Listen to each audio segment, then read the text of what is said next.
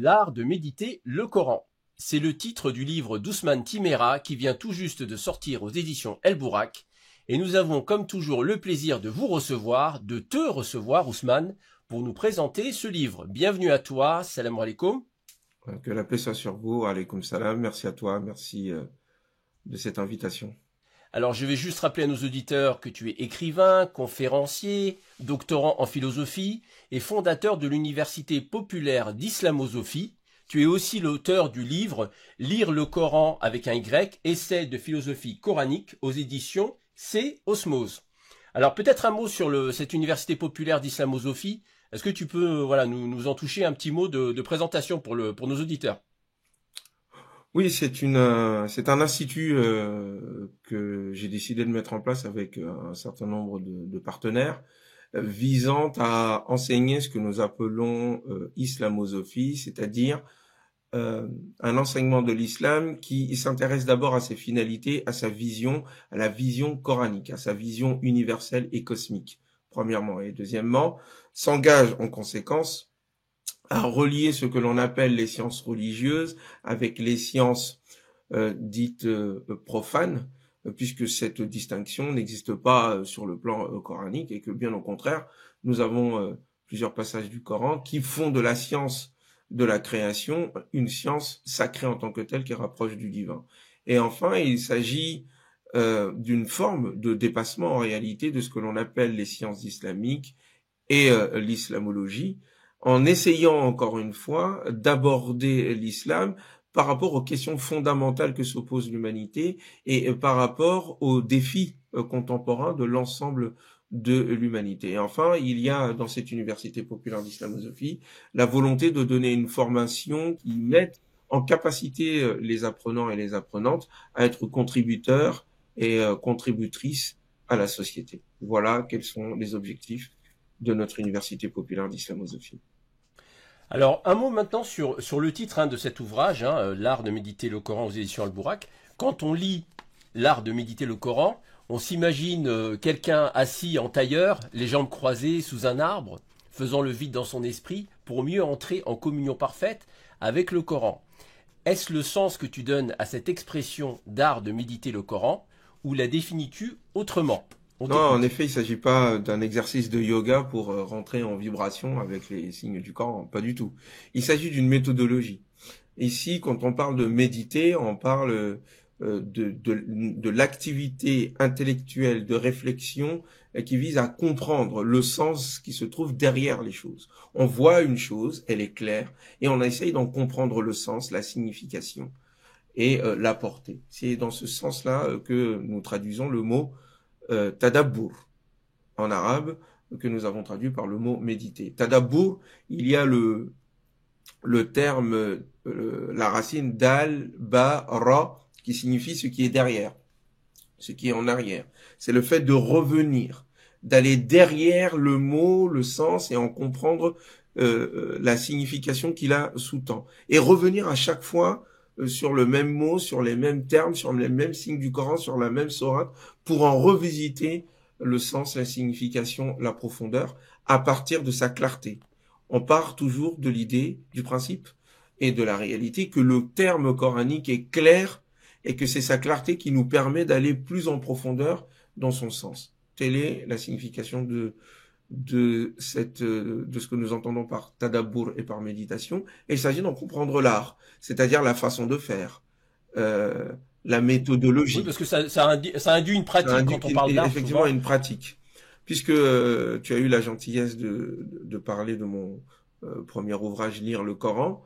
Lire le Coran et l'YRE parle de cette méthodologie de méditation du Coran, mais avec des considérations épistémologiques, philosophiques, on va dire assez profondes et assez générales et abstraites. Là, il s'agissait d'extraire de cet ouvrage la moelle, la quintessence de l'art, du côté pratique de la méditation du Coran.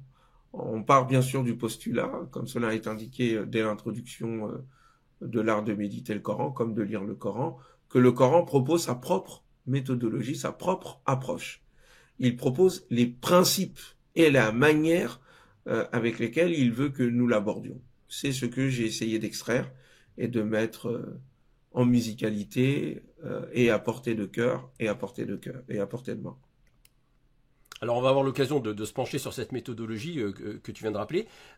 Tu parlais de ton introduction, tu écris dans cette introduction concernant justement l'un des objectifs, pourquoi avoir écrit ce livre, que peut nous apporter la méditation du Coran. Tu expliques que cette méditation, je cite, permet, je cite, de nous libérer, de nous rendre autonomes et de participer toutes et tous au renouveau, à la réforme, au changement, à la révolution, à la recréation perpétuelle que l'islam demande d'apporter à la civilisation humaine en général et à la communauté musulmane en particulier. Alors peut-être un mot de complément pour nous préciser quelles sont les finalités que tu souhaites atteindre ou que tu as souhaité atteindre par l'écriture de cet ouvrage. Nous sommes en crise.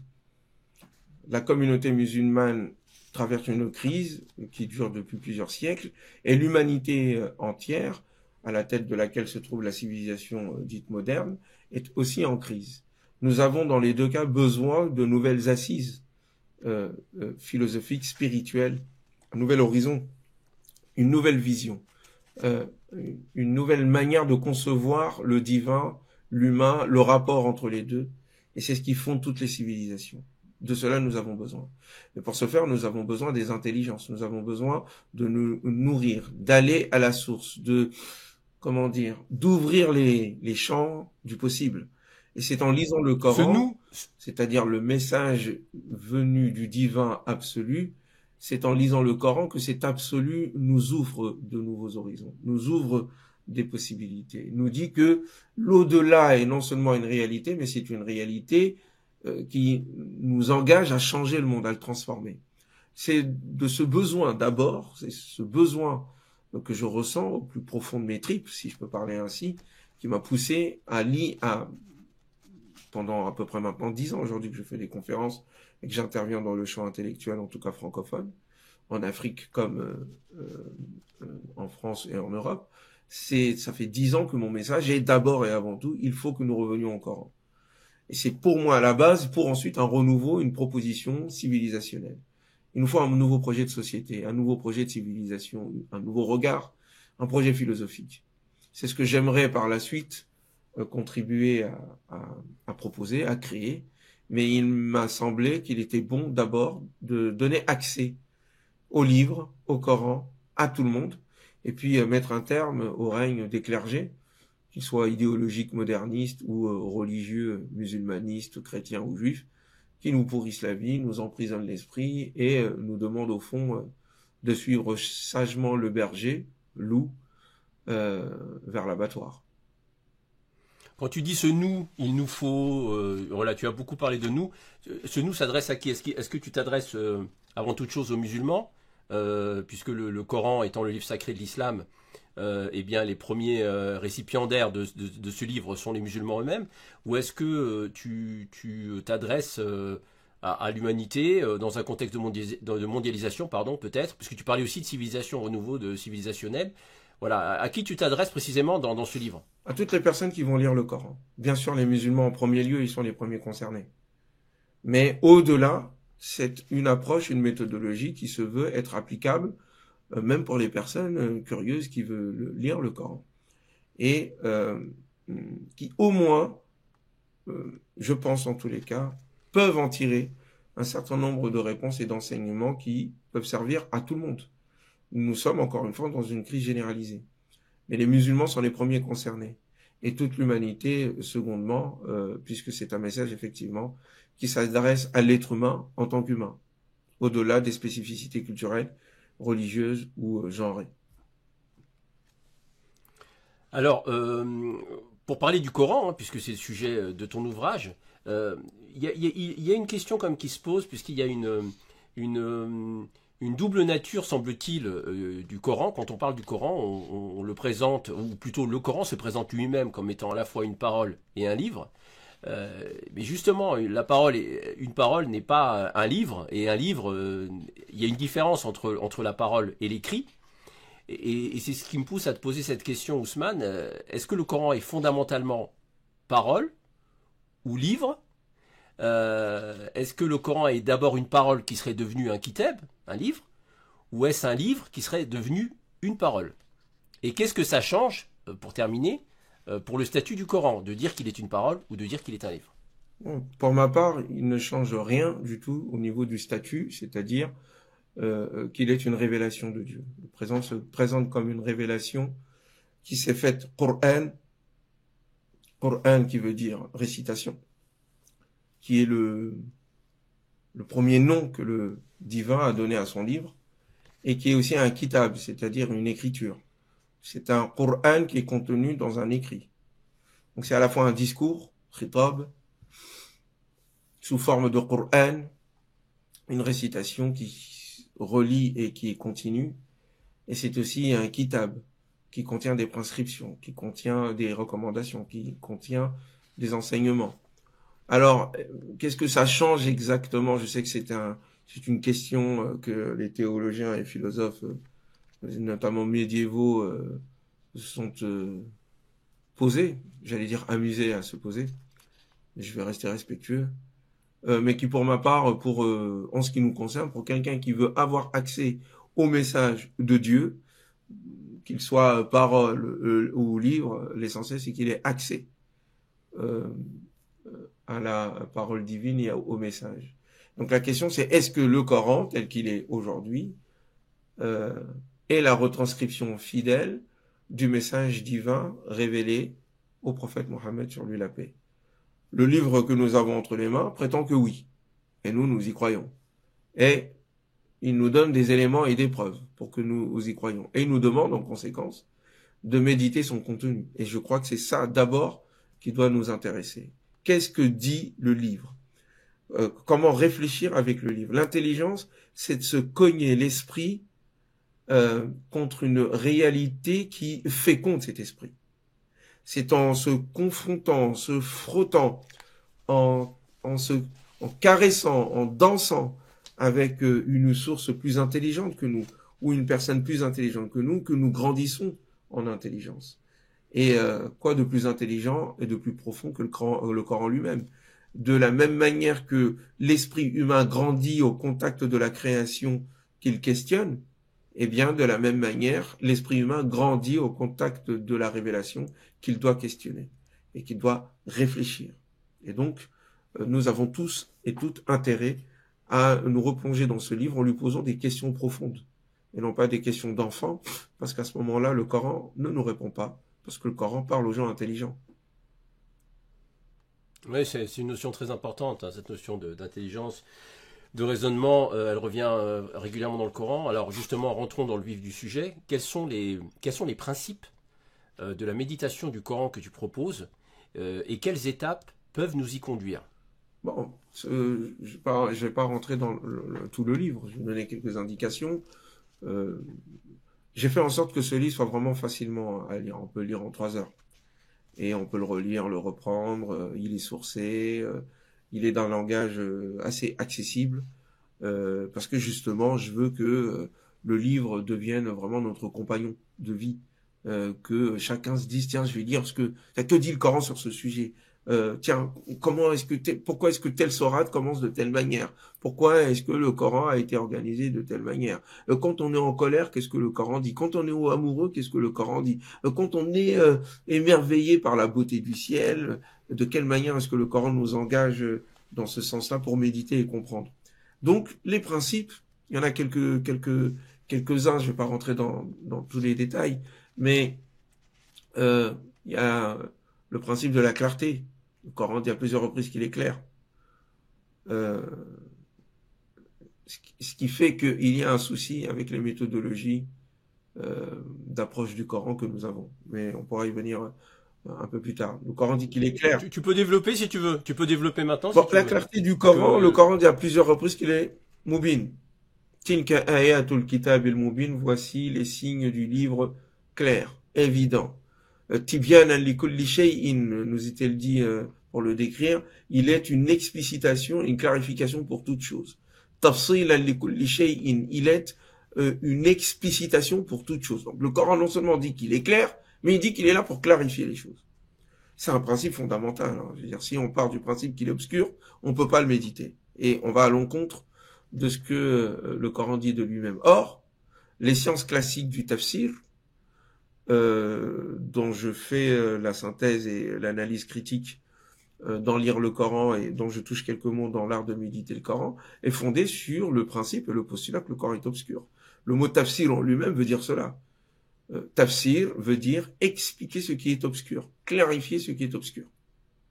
De même, ce que nous entendons par l'herméneutique et les différents mots modernes que les uns et les autres islamologues, que j'ai beaucoup étudié, puisque je suis aussi diplômé en islamologie, aiment utiliser, l'herméneutique a pour racine l'idée de l'obscur, de ce qui est hermétique, d'où le mot hermétique, ou d'où le nom d'Hermès, le dieu grec, censé apporter le message des dieux, le message de Dieu qui est incompréhensible, et qu'il faut donc une pitié qui baragouine des termes qui sont ensuite à interpréter.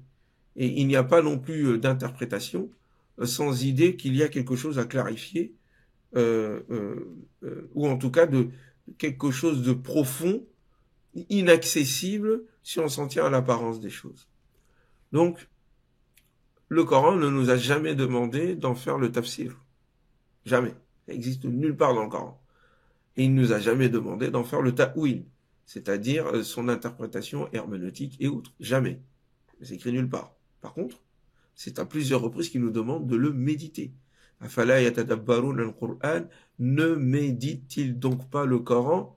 Am ala qulubin aqfaluha, où sont les cœurs qui sont cadenassés? Dans un autre passage, il répète la même question. Afala yatadabbarun al-Qur'an, ne médite-t-il donc pas le Coran? Walau kana min 'indi ghayri Allah, et s'il était d'un autre que Dieu, ils y trouveraient beaucoup de contradictions.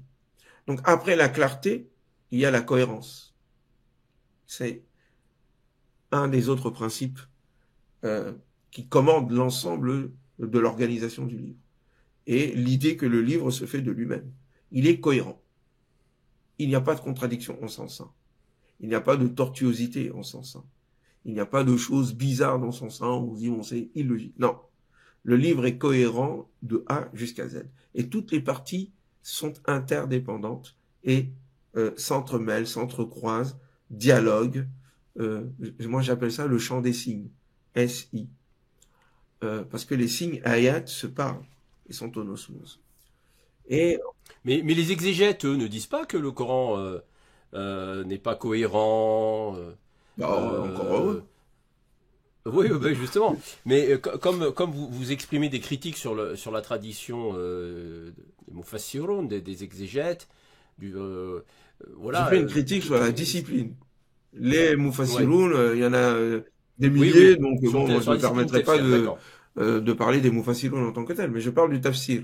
Le tafsir, Donc pour vous, le Coran est accessible pour n'importe quel lecteur sans commentaire, sans aucun pour commentaire. n'importe quel lecteur qui respecte l'approche que le Coran veut de la manière dont il veut qu'on l'approche. Oui.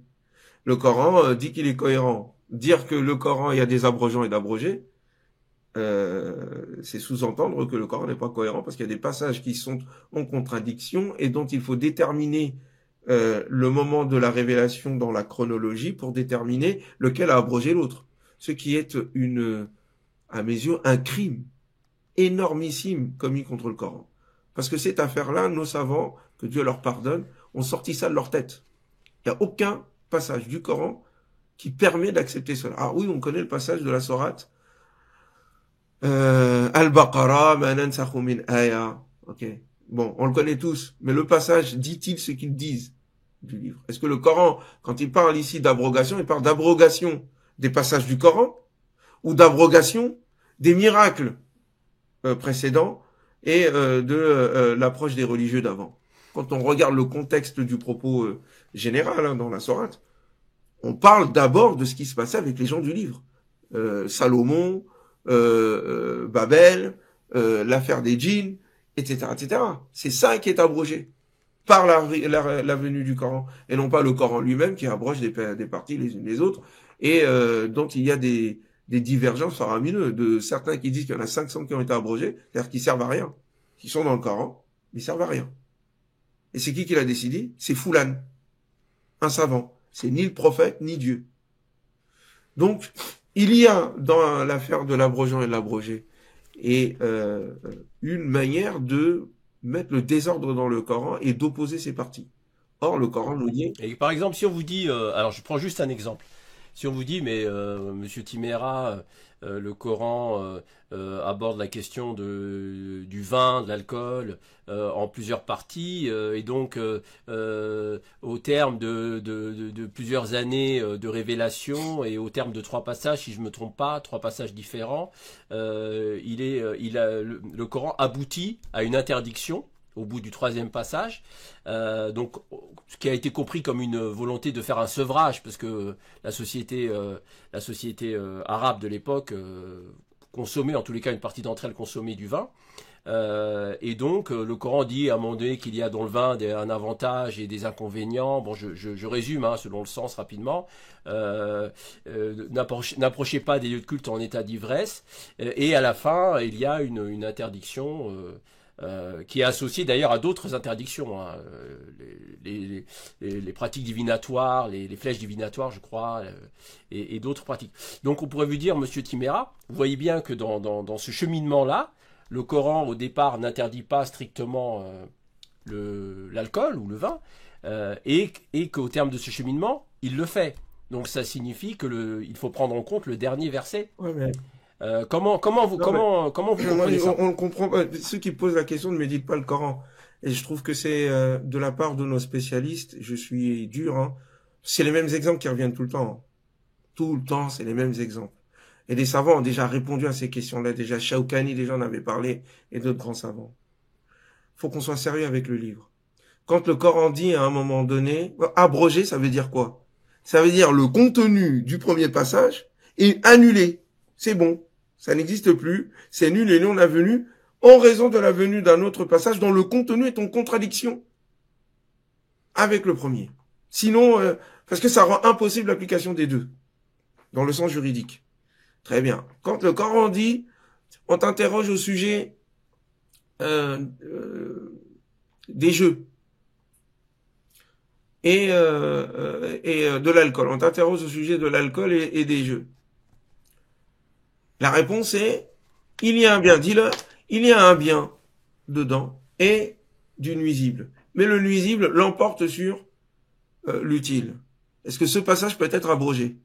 C'est-à-dire, il est nul. C'est une information. C'est pas une règle ici, hein, c'est une information. Cette information est valable jusqu'à présent. Dieu peut pas dire une information, qu'elle ait dit une information à un moment donné sur une réalité, et demain, donne une autre information qui contredit ce qu'il a dit comme information précédemment. Parce que ça veut dire qu'il s'est trompé ou il a menti. C'est un fond-là. Donc, ça n'a... Et pour le passage sur le n'approchez pas Attendez, des déjà, parce qu'il commence par là. Il dit oui, mais ce passage, il est venu dire que c'était pas interdit. Non, il n'est pas venu parler d'interdiction ou pas. Il donne une réalité sur la question de l'alcool et des jeux. Cette réalité, elle est valable ou pas? Oui, hein, de l'utile. C'est une information. Et il y a du nuisible, c'est aussi une information. Le nuisible l'emporte sur l'utile, c'est une information. Cette information reste valable jusqu'à la fin des temps, elle n'est pas abrogée. Et d'ailleurs, dans les règles de droit, il ne peut y avoir d'abrogation sur une information. Jamais. Des pratiques, oui, peut-être. Il dit c'est possible. Sur l'information, c'est impossible. Ça veut dire que Dieu a dit une chose et puis après, il s'est dédit. Impossible. Ça, là, on est au niveau de la théologie. Maintenant, l'autre passage, il dit, oui, mais ensuite, il y a un autre passage qui vient, qui dit, n'approchez pas de la prière alors que vous êtes ivre, jusqu'à ce que vous sachiez ce que vous dites. Heureusement, jusqu'à présent, c'est valable. Parce que en fait, c'est la déduction des juristes qui est derrière, qui fait qu'on dit que quelque chose a été abrogé. La déduction, c'est de dire, c'est pas interdit. Mais le passage n'est pas venu dire c'est pas interdit ou pas. Là, il faut être littéraliste, si je puis dire. Il faut aller à la lettre du mot. Il me dit que quand on est sur le point d'aller prier, il faut qu'on sache ce qu'on dit. L'ivresse, elle peut être due à l'alcool, elle peut être due à d'autres substances. Mais admettons même Oui, bien l'ivresse. sûr. Il n'y a pas des musulmans qui, à un moment donné, boivent. C'est ce que passe qu'à présent, aujourd'hui. Des gens qui prient, mais qui, malheureusement, se mettent à fumer des substances chimiques qu'il faut pas prendre et qui ont la tête qui tourne. Il n'y a pas des moments où on prend un médicament, on est un peu... voilà, on sait plutôt trop ce qu'on dit. C'est de tout cela dont on parle.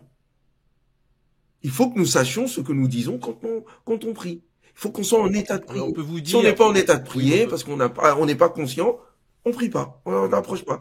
Et on- Cette chose est valable. Elle n'est pas, comment dire, non, abrogeable. non, la chose elle-même est valable, mais ce qu'on veut dire, c'est que ce passage restreint seulement l'absence d'ivresse, enfin la condamnation d'ivresse, si vous voulez, ou, au fait de s'approcher de la prière ou des lieux de culte. Elle restreint ça. Ça, c'est une Ce qu'on pourrait conséquence. dire, on pourrait dire, mais ce verset n'interdit pas d'être en ivresse à d'autres Oui, mais en moments. fait, il vient pas parler Voilà. de l'interdiction ou pas ici.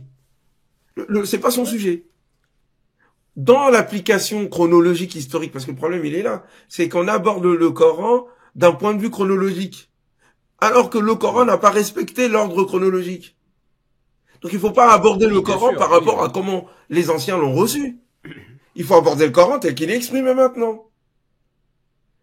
Donc, quand ils sont en train de dire oui, mais parce que ça veut dire qu'on pouvait à l'époque approcher la prière, boire, mais sauf dans les moments de prière. Et donc, stratégiquement parlant, il y avait une pédagogie. C'est valable pour eux à l'époque.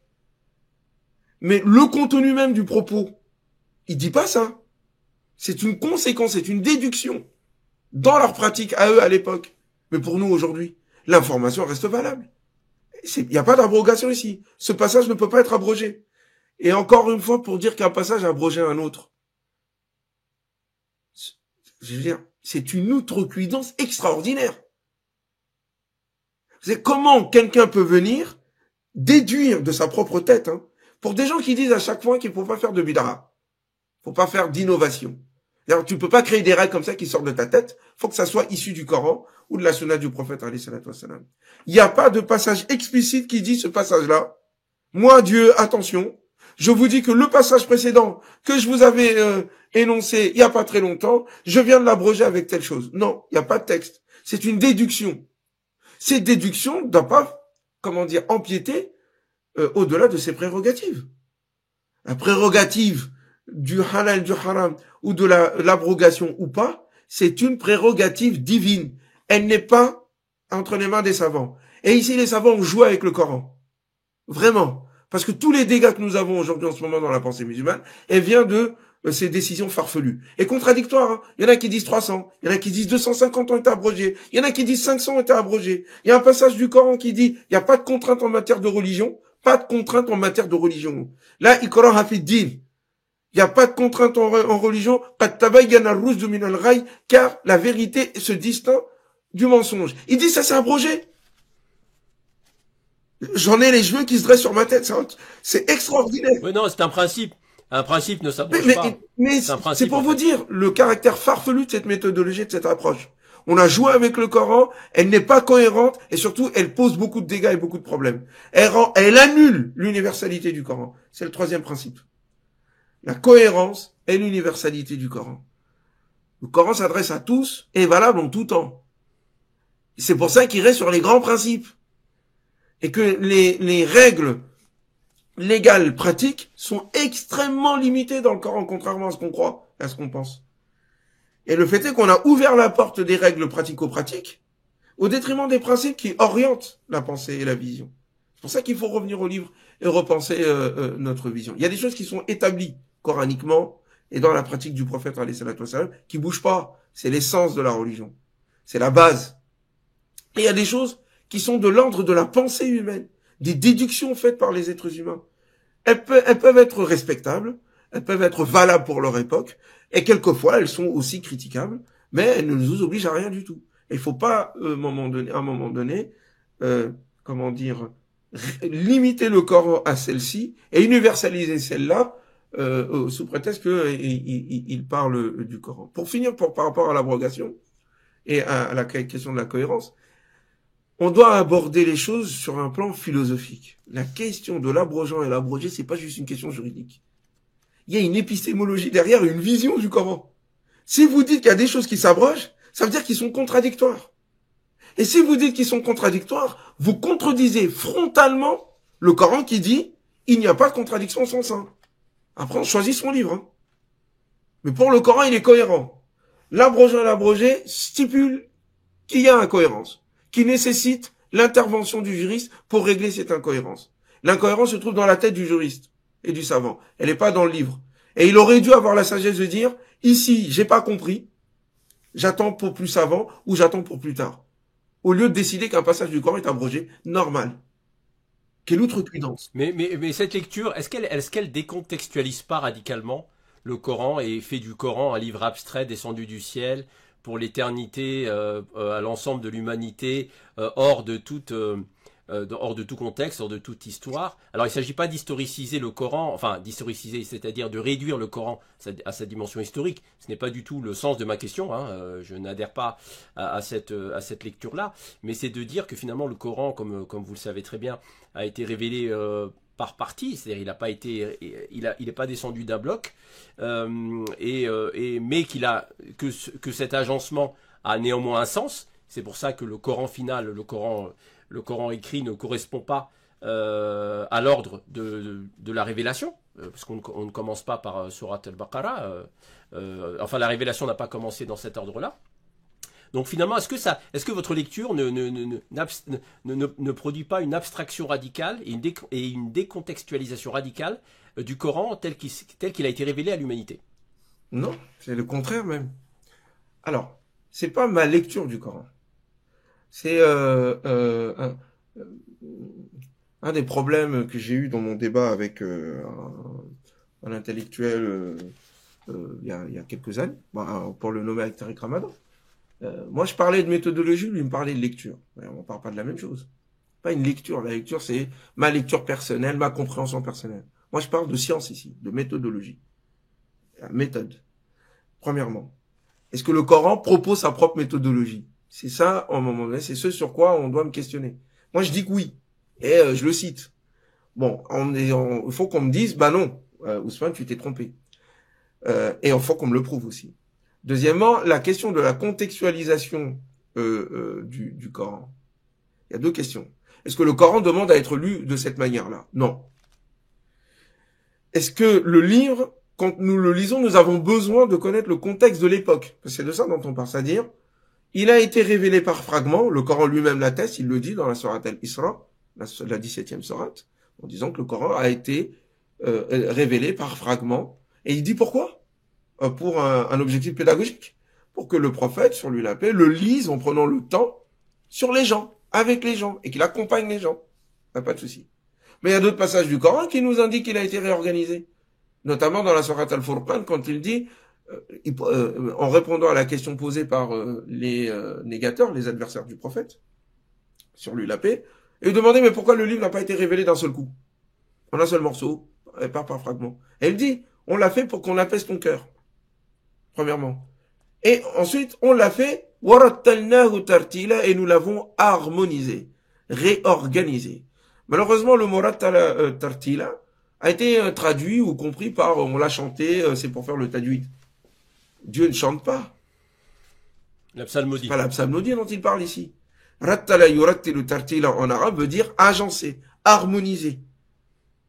De sorte qu'il n'y ait pas de disharmonie. Donc, vous vouliez dire que sans cette opération, le Coran ne serait pas harmonieux? Non, ça veut dire que l'auteur divin a décidé de ne pas respecter ce que nous, on veut absolument imposer. Il n'a pas respecté la chronologie. Il faut qu'on parle de ça, en fait. Il faut qu'on parle du livre tel qu'il est, pas tel qu'on nous l'a raconté. Parce que tel qu'on nous l'a raconté, ça correspond à l'histoire des Arabes et à la manière dont ils ont reçu le Coran. Et c'est normal. Il fallait, à un moment donné, éduquer ce peuple. Donc le Coran a été révélé par fragments pour accompagner l'éducation de ce peuple. Mais les autres peuples de la terre et les autres époques sont pas les Arabes. Ils n'ont pas la même histoire. Donc il faut que le livre puisse parler à toute l'humanité. Donc il a été réorganisé en conséquence. Le problème des sciences telles que nous les avons et des approches en islamologie ou en sciences islamiques traditionnelles, c'est qu'on prend pas le Coran tel qu'il est en fait.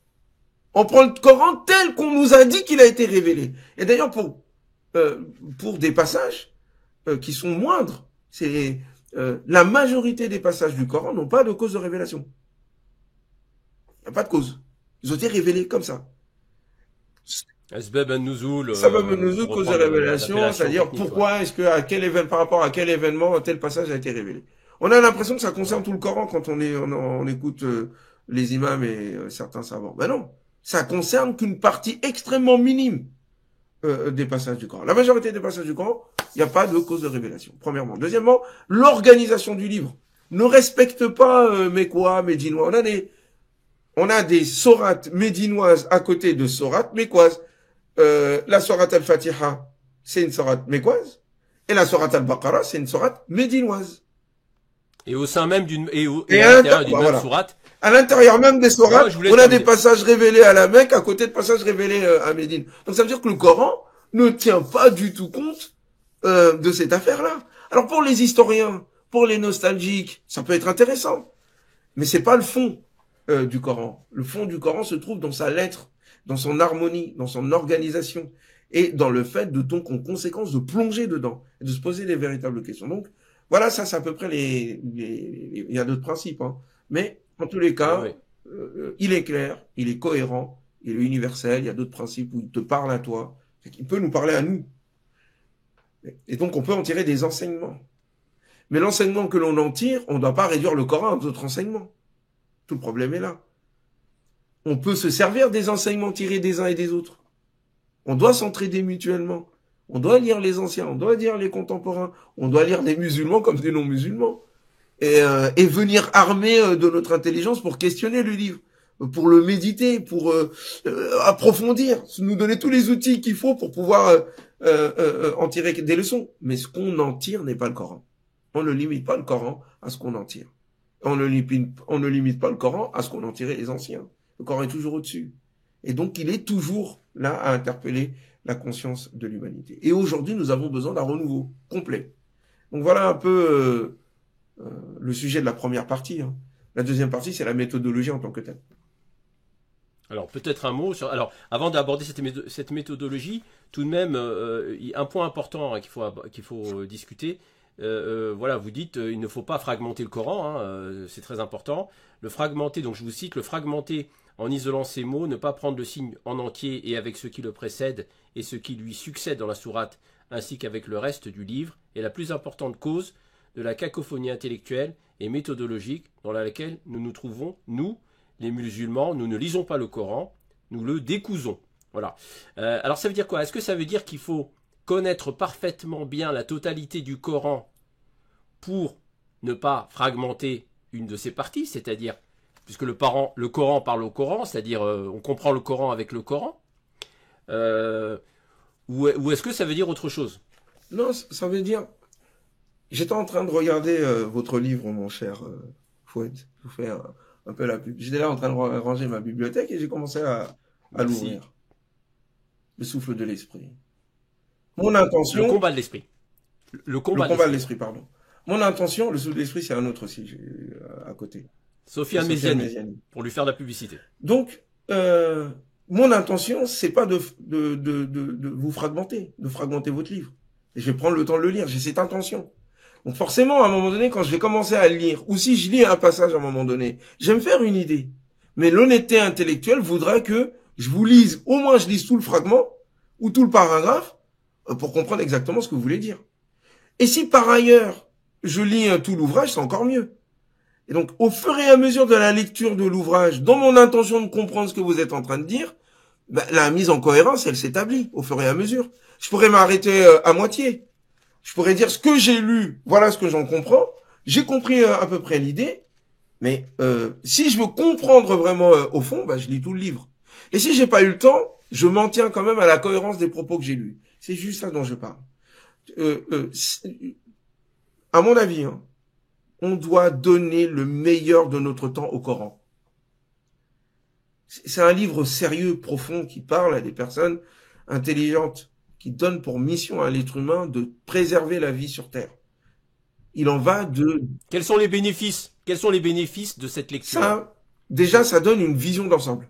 Ça permet de comprendre quels sont les objectifs de Dieu envers nous, premièrement. Deuxièmement, ça nous donne une compréhension, ça nous donne une compréhension de la vision divine de l'être humain en interaction avec l'ensemble de la création. Le point de vue divin concernant l'humain en interaction avec l'ensemble de la création. Mais ça, c'est important, ça. C'est la guidance. Parce que le problème, il est où? C'est que on bâtit nos sociétés, on bâtit nos civilisations sur des choix existentiels. Alors, si on se rate sur ces choix existentiels, on se rate sur tout le long, hein, ça y est. Et à la fin de notre vie, on se rend compte qu'on a raté notre vie. Bon, peut-être pour pas la rater, justement, cette vie qui est quand même importante, prendre le temps de connaître le point de vue du Créateur sur le sens de la vie et agir en conséquence. D'autres aspects, je parle du point de vue de ce que je considère être le défi contemporain de notre humanité. Hein. Il y a plein d'autres aspects et chacun y trouvera quelque chose, bien sûr. Mais du point de vue de la mission de l'être humain, de lieutenance de Dieu sur terre, chargé de civiliser la terre, toute l'histoire, la synthèse que fait le Coran de l'histoire de l'humanité à travers l'histoire des prophètes et de leur peuple, ça indique les mots de civilisation qui sont en train de nous assaillir aujourd'hui.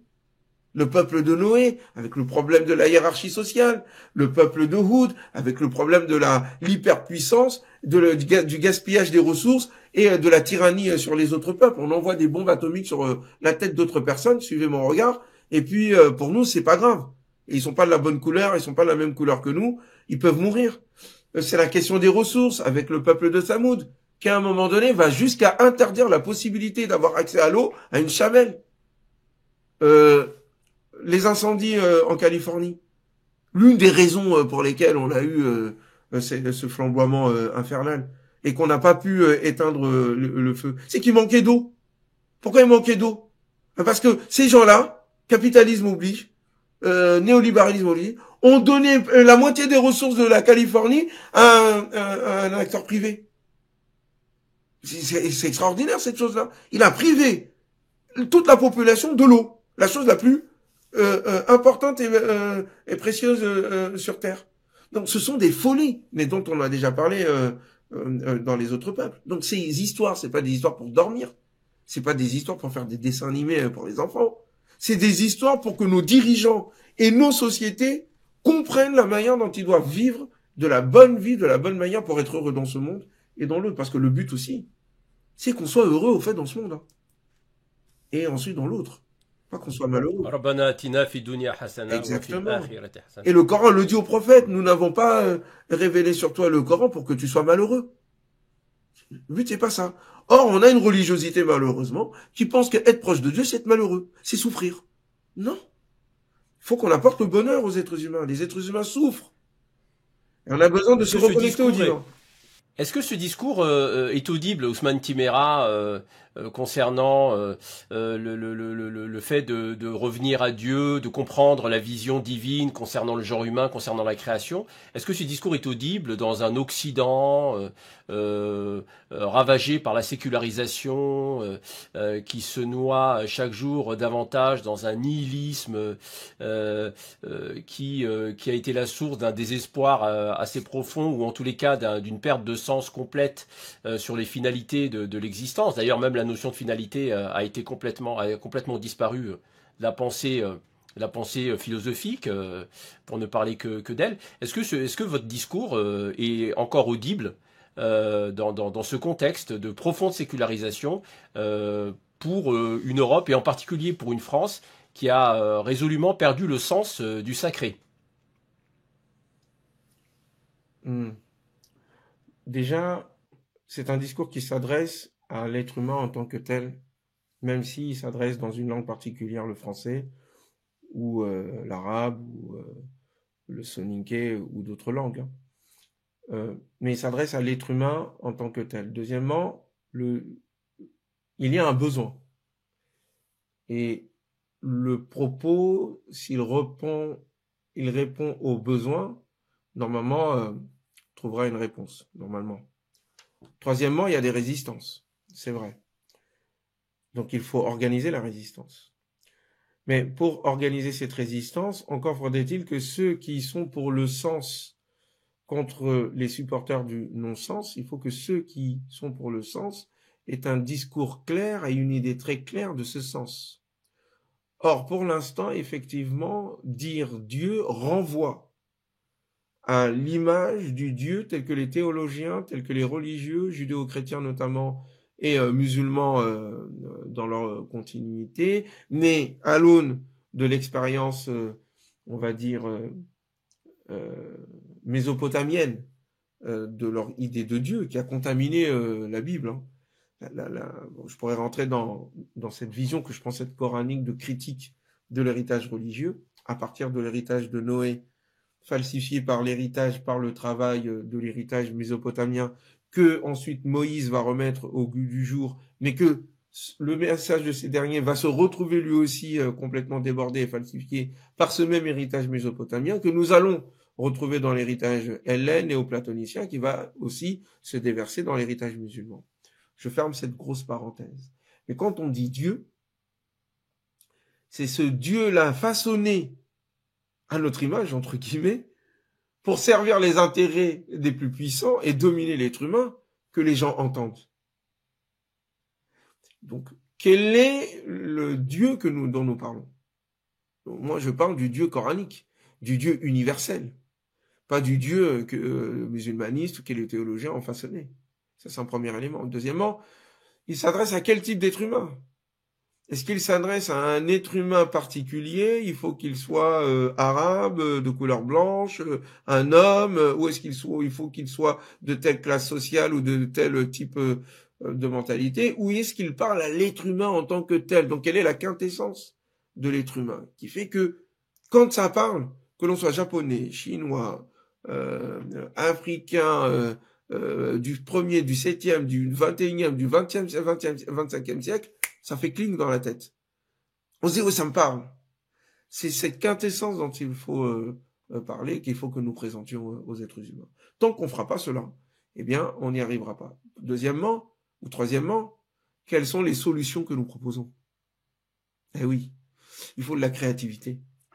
La créativité philosophique, la créativité politique, de la créativité civilisationnelle. Quelles sont les réponses que nous donnons aux problèmes économiques, écologiques, politiques, sociaux et civilisationnels? Tout cela est imbriqué, qui rendent heureux l'être humain. Si nous n'avons pas ce nouveau projet de société de civilisation à proposer, que je dis qu'il faut qu'il soit universel, cosmique et d'inspiration coranique, parce que le Coran est au-delà des religions et des philosophies particulières. Tant que nous n'aurons pas ce type de réponse, on n'aura pas effectivement l'oreille de l'humanité et donc l'oreille de la majorité des êtres humains qui ont besoin de ce sens. Nous sommes, nous en France, le pays le plus consommateur d'antidépresseurs. Ça dit un malheur. Le suicide est l'une des causes les plus importantes de mortalité dans la jeunesse. Les jeunes ne font plus d'enfants. Ils s'intéressent plus aux femmes. C'est extraordinaire. Normalement, le mot... Alors on me dirait, mais qu'est-ce qu'il raconte? Il est en train de dériver. L'allusion est subtile. Non, mais je dérive pas. C'est le cœur de ce qui est l'expression de la jeunesse, l'amour pour les femmes ou l'amour pour les hommes en ce qui concerne les femmes. Je rentre pas dans les autres problèmes que certains vont soulever. Merci d'interrompre cette succession d'exemples. Mais en tous les cas, ça dit quelque chose qui est de l'ordre du mal-être. Or, le Coran le dit, celui qui se détourne de mon souvenir, il aura une vie faite de malheur.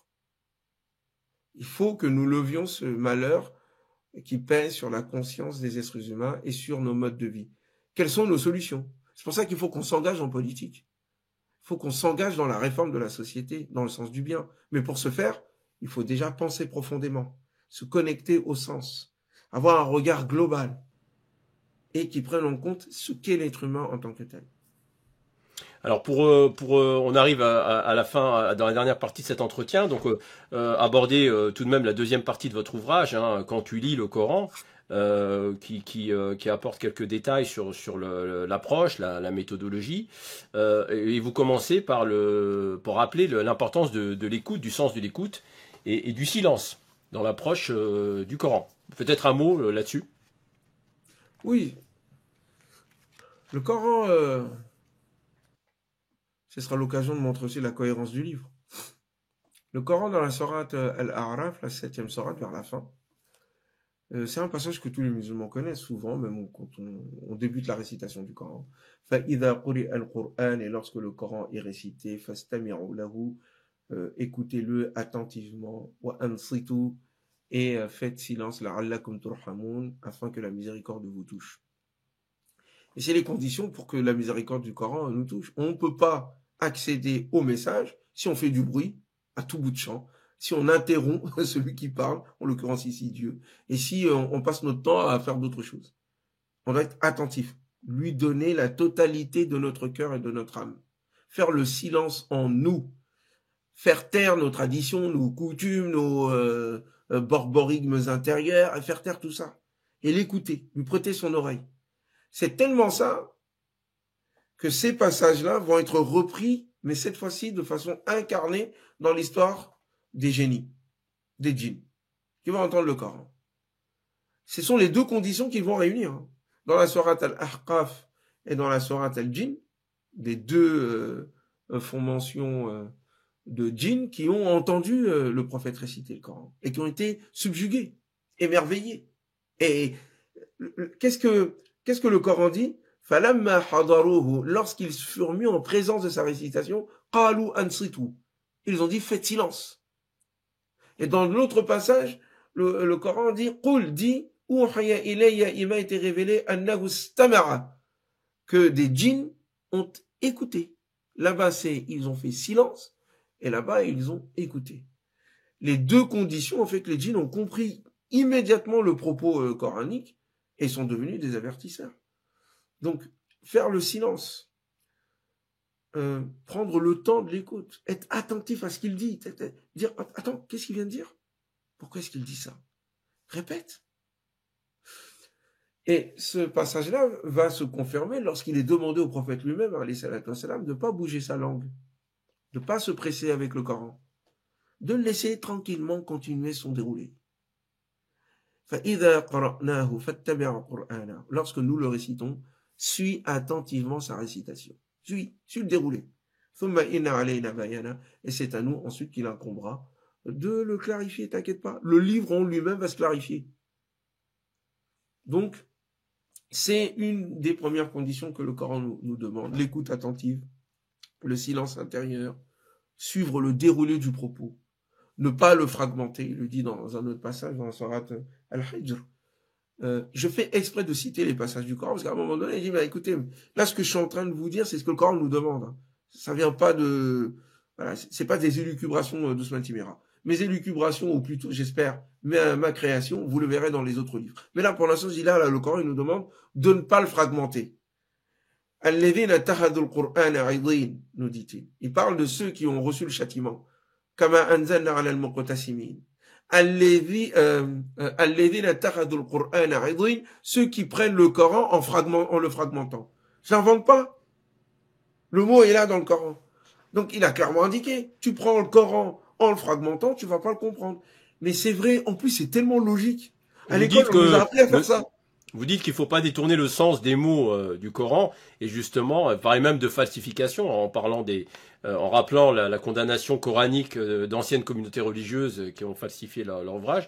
Et donc finalement, vous dites que isoler les signes qui deviennent des versets, c'est d'une certaine manière pratiquer ce détournement du sens des mots. Donc peut-être développer là-dessus.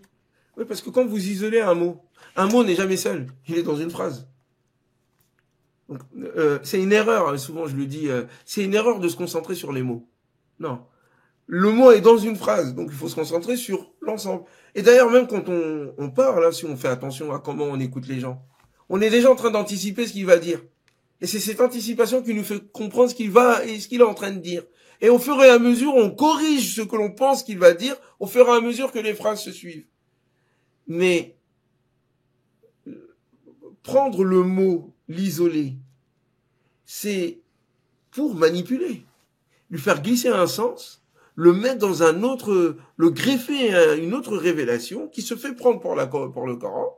Ce sont des mots du Coran, Mais ça n'est pas du tout ce que veut dire le Coran. C'est pas la direction, c'est pas son sens. On a des exemples. Par exemple, quand on a traduit et interprété le mot fitna, qui veut dire mise à l'épreuve, trouble, certes. Ils l'ont traduit par idolâtrie. Vous le voyez même dans les certaines traductions. Mais en langue arabe, fitna n'a jamais voulu dire idolâtrie, premièrement. Deuxièmement, le Coran utilise le mot fitna dans plusieurs passages. Bon, il l'utilise jamais dans ce sens-là. Et quand il dit al-fitnatu ashaddu min al-qatl, il dit ouais, mais alors les empires ont utilisé ça pour dire ceux qui font la rébellion, ils font la fitna, donc on peut les tuer. Non, il n'était pas en train de dire ça. Il était en train de dire que la persécution que subissaient justement les gens qui croyaient en Dieu, parce que le choix c'était est-ce qu'on combat ou on se laisse massacrer. Et il dit mais combattre, c'est moins grave que le fait de subir la persécution, c'est de laisser tuer. C'était ça le sujet du propos. Tout le propos était ça d'ailleurs. Donc vous voyez, ça c'est un exemple de manipulation pour justifier, comme ils disent, le djihad, aller tuer des gens en disant qu'ils sont dans l'idolâtrie. Et donc c'est l'idolâtrie, c'est la fitna, et si c'est la fitna, donc on a le droit de les combattre. C'est une manipulation. Ou d'autres passages du Coran, à un moment donné, on dit déjà on dit la possibilité d'avoir des esclaves. D'où ils sortent ça? Et donc ils font le mamalaka taimanuku, que je traduis par vos dépendantes, vos dépendants, qui est une classe sociale, qui existe dans toutes les sociétés. Mais bon, bref, je ferme cette parenthèse. Ils traduisent ça par vos captives, pour justifier la possibilité de transformer les femmes, déjà d'avoir des femmes prisonnières, de les transformer en esclaves, et de pouvoir ensuite coucher avec elles, sans mariage. Excusez-moi le caractère cru de mon mot, mais ils sont encore plus crus que ça dans nos livres. Et ils mettent ça dans les traductions du Coran. C'est une manipulation, falsification. Le mot mamalakataimanuku ne veut pas dire captive. Et d'ailleurs, le lien entre captivité et esclavage est une pure invention. Coraniquement, ça n'existe pas. D'ailleurs, le Coran le dit très bien. Lorsqu'il y a guerre, les captifs, les prisonniers de guerre, il n'y a que deux solutions. Soit on les libère gracieusement, soit ils achètent leur liberté. Leur État ou leur famille achètent leur liberté. On n'en fait pas des esclaves et on ne les tue pas. Et surtout, on ne les force pas à se convertir. Ça, c'est coranique. Mais quand vous voyez les traductions, elles sont tendancieuses. Comment on fait avec la polysémie? Ces manipulations-là. Comment on fait avec la polysémie de certains termes, puisque tous les termes ne sont pas n'ont pas un seul sens, et c'est ce qui fait aussi la richesse de la langue arabe, évidemment. Voilà, ça peut donner lieu à des compréhensions différentes, d'ailleurs qui ne sont pas nécessairement opposées entre elles. Hein, elles peuvent être différentes sans être opposées. Comment on fait? Il y a deux choses ici qu'il faut dire. La première des choses, il y a l'utilisation des Arabes de leur langue et l'utilisation coranique de la matière linguistique. L'utilisation coranique de la matière linguistique, elle est la norme pour déterminer le sens du Coran. Le Coran utilise les mots d'une certaine manière. On se soumet donc à la façon dont le Coran utilise le mot. Et pas, on fait pas référence à la manière dont les Arabes s'expriment. Vous et moi, nous parlons le français. Mais nous utilisons les Français pour nos besoins limités. Mais on ne peut pas limiter l'utilisation de la langue française à nos besoins à nous. D'autres personnes qui ont un cerveau beaucoup plus puissant que le nôtre et des besoins beaucoup plus grands que nous vont utiliser la langue française d'une autre manière. L'arabe des Arabes et l'arabe du Coran sont à distinguer. Ça, c'est un premier élément. Deuxième élément, la cohérence. C'est la cohérence du propos qui va déterminer le sens. De sorte qu'on sort du piège de la polysémie. Il y a des sens qui sont impossibles si on prend en compte la cohérence. Et il y a des moments où la cohérence permet plusieurs possibilités, mais qui restent dans le cadre, qui ne sont pas contradictoires. C'est une richesse. Mais encore une fois, comme je l'ai dit, le sens du mot doit être relié à l'ensemble qui le porte. Je donnais hier une conférence en Belgique et je m'étais permis de faire la critique d'une traduction du mot jizya dans la sourate 9. Quand à un moment donné, il parle de ceux qui combattent. Et il dit hatta yu'tul jizyata an yadin wa hum saghirun. Alors dans plusieurs traductions, ils disent jusqu'à ce qu'ils donnent la capitation par leurs mains en étant humiliés. C'est une des traductions. Une autre traduction va aussi dans le même sens, qui est jusqu'à ce qu'ils portent par leurs propres mains la capitation ou l'impôt de capitation, et qu'ils soient humiliés. Et donc, il y a un nouveau traducteur, je vais le citer, hein, c'est le docteur Adjami, dont je viens de m'acquérir le livre. Je salue le travail qu'il fait, et je pense qu'il faut continuer, il faut qu'il y ait d'autres traductions du Coran. Mais j'ai relevé... qui a la prétention de revenir, je crois que c'est écrit sur la couverture, qui a la prétention de revenir au sens du message littéral, originel, au sens authentique du message originel. Si oui, je me trompe pas. moi je dirais pas prétention, je dirais objectif. Voilà. Donc il a l'objectif, et il faut aller dans cet objectif, pourquoi pas, il n'y a pas de souci. Mais comme je l'ai dit, il faut soumettre les choix de nos traductions à la cohérence du livre. Et il faut aussi qu'on fasse preuve de philosophie, qu'on comprenne conceptuellement les concepts du Coran. Ici, malheureusement, c'était une discussion que j'ai eu vite fait avec lui lors d'un congrès auquel j'avais participé à un moment. Et on a commencé, je me rappelle, j'ai commencé à dire que le mot dizia et même le passage est mal traduit. Il m'avait interrompu, il a mis sa propre compréhension. Moi, j'ai cru qu'en fait, il était là en train de m'aider et donc à appuyer ce que j'étais en train de dire sur le terme dizia. Et puis là, patatras, je retrouve la même traduction que les autres dans son ouvrage. Je dis, mais qu'est-ce qui s'est passé? Ici, le propos un yadin de leurs propres mains, ça veut rien dire en français. Ça veut dire quoi, leurs propres mains? Ils peuvent pas envoyer leur capitation par la poste ou par un chameau, par un cheval. C'est ça que ça dit? Le mot par leurs mains, il faut le comprendre, il faut essayer de comprendre, de creuser. Ici, un yadin, on voit dans le Coran plusieurs utilisations du mot yad. Il est utilisé dans le sens propre du terme, c'est-à-dire la main physique. Il est aussi utilisé dans le sens figuré, dans le sens de ce qui représente la capacité et la force. Alors, on n'aurait pas pu le traduire, c'était ce que j'essayais de dire lors de ce congrès. C'est selon les capacités. Il est même référé à Dieu lui-même, je crois. Bon, ça, je vais pas rentrer là-dedans. Non, dans le texte, hein, je veux dire. Oui, je parle dans le Coran, bien sûr. Mais oui, Yadullah. Mais je vais pas rentrer là-dedans. Moi, ici, c'est quand il dit qu'il combattez-les jusqu'à ce que ils soient réduits. Ensuite, le mot humilié, c'est la traduction du mot saghirun. Mais saghirun a plusieurs traductions possibles. C'est effectivement, on peut dire petit, on peut dire humilié, mais on peut dire aussi réduire. Et on voit le contexte du combat dont il est question. Il s'agit de les combattre jusqu'à ce qu'ils soient réduits à payer, selon leur capacité, la capitation. Et là, le sens est clair. On se dit, ah oui, mais c'est ça en fait. C'est juste ça qu'il demande. Même quand il dit saghirun, pourquoi on parle d'humilier? Parce que humiliation, dans les livres de certains, dans certains livres extrémistes ou certaines interprétations de l'époque médiévale tardive, on en a déduit qu'il fallait humilier les juifs et les chrétiens dans le monde musulman et qu'il fallait pas leur donner une place éminente. Ça n'a rien à voir. On parle de combat. Et quand on combat, on ne doit pas combattre jusqu'à les massacrer. Il n'y a pas de génocide en islam. Ce qu'on fait, on fait en sorte de les réduire à ce qu'ils ne soient plus capables de nous attaquer. Et le signe qu'ils sont plus capables de nous attaquer, c'est de se soumettre. Et le signe de cette soumission, c'est de reconnaître notre autorité en donnant l'impôt, qu'ils soient réduits à cela. Et le sens est clair, et ça correspond à l'histoire. C'est exactement ce que les premiers califes ont fait.